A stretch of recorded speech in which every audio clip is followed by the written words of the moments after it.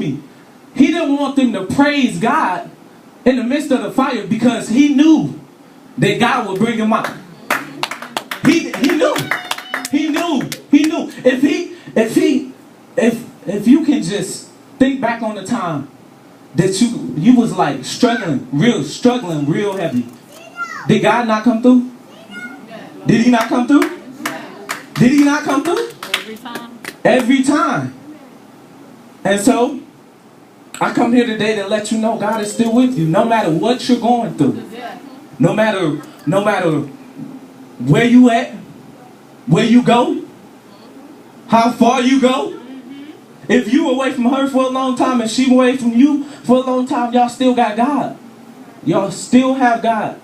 And something Kyrie was saying, my high school year, my senior year, I did every crazy thing in the book. I went to parties, man, and didn't feel right because that's not me. Like you said, like in the Bible it says, we are a royal priesthood. You can't hang around trash. Royalness only hangs around royalness. You sitting in a castle and man, it's something my pastor told everybody in my church. There's always treasure in trash. You're gonna get it in a minute. There's always treasure in trash. And something he always says is, don't be down with OPP. Other people's perspective. Because when you start being down with OPP, other people's perspective, you'll find yourself doing some of the craziest stuff alive. To impress other people and their perspective. But what Kyra said today touched me is you gotta be a fire starter. I'm telling you, there's nothing God can't do for you. I'm telling you. And like I was saying, God is with you. He is with you all the time. You know, even when you sleep. Even when you're asleep.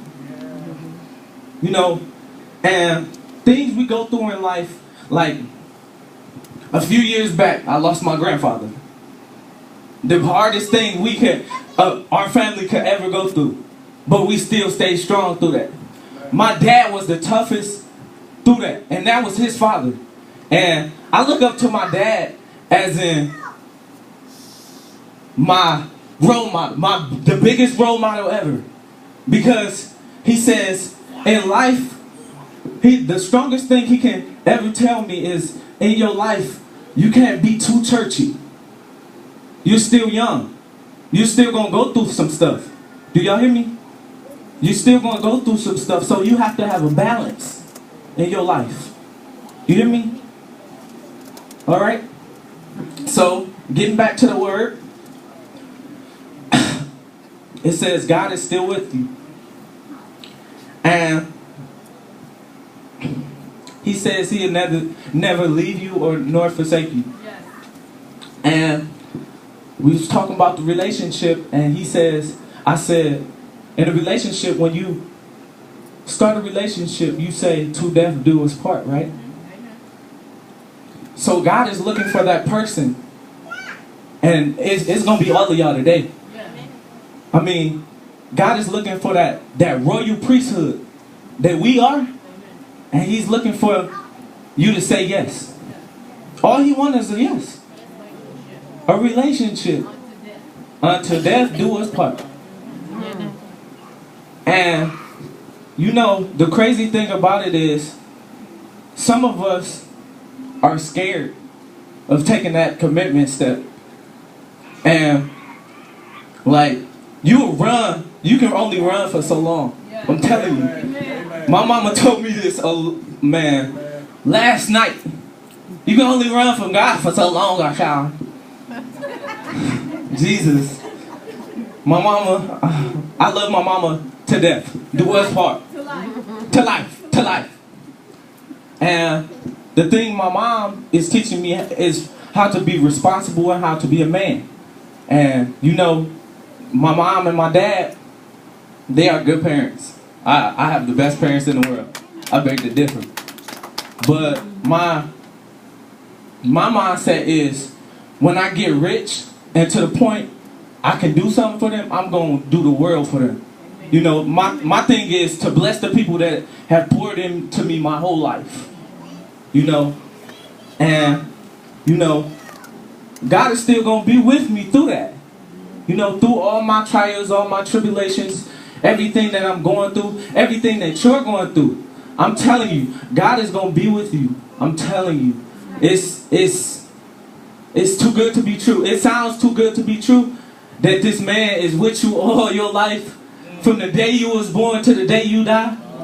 You can live on this earth for 190 something years. He's still with you. I'm telling you, he's still there. He's there all the time. So don't never think you're sending up a prayer just to hit the ceiling and fall back down. It ain't never doing that. Just to hit that's what we get off wrong as young folk. We stop praying because we think our prayers is going to hit the ceiling and fall back down. Like God, like we're so impatient with God. That's our problem. That is our problem. As kids, we're impatient with God. Like when your mama is cooking and you real hungry. Your mama is cooking and you smell it. You walking in the house, just got off work. You like, oh ma, what did you cook?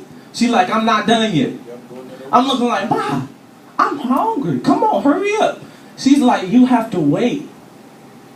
That's what we have to do with God. We have to wait until he shows up. And be in good health when he gets here. Because you know, God is awesome. You know, he blessed me. I got a testimony as well. Okay, I went to prom. Look, he hit me 3 times before I actually got to prom. Look, my prom, and this is my biggest testimony ever. My prom, on the day of my prom, the week of my prom, I had went to go get my license. And the first day I had went, you know, I'm confident. I'm looking like, Dad, I'm about to get my license. He said, you can do it, son? I said, yeah. We actually made a bet, sat down and made a bet. I said, if I get my license, I'm driving your car everywhere. He was like, okay, all right. So that first day I didn't make it. I didn't do it. I started crying, y'all. I cried. I boo-hoo cried. And my dad seen my face and he said, don't give up.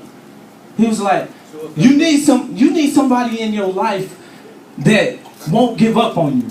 You know, and God won't give up on you. Yeah. And so, as I failed the test, he drove back in the parking lot and see me boo-hoo crying. He said, son, don't go. You crying? I said, man, it's hurt. He was like, why is you crying? We'll come back tomorrow. I said, Dad, I don't have the money. He said, son, I believe in you so much that I will pay for you to get your license tomorrow. I said, you have, sometimes it takes somebody else to have faith in you for you to receive your faith. And talk about it, for you to have faith in yourself. And that happened, and the next day was my actual prom. So look, it hit me 3 times. I'm telling you, it hit me 3 times. He hit me 3 times. I ain't had nothing to do but praise God at the end of the night. Okay. At the end of the night, he was still blessing me at the end of the night. Okay. So what happened was, I got my license on that day. That's the first. That's the first clap. I got my license on that day. I didn't know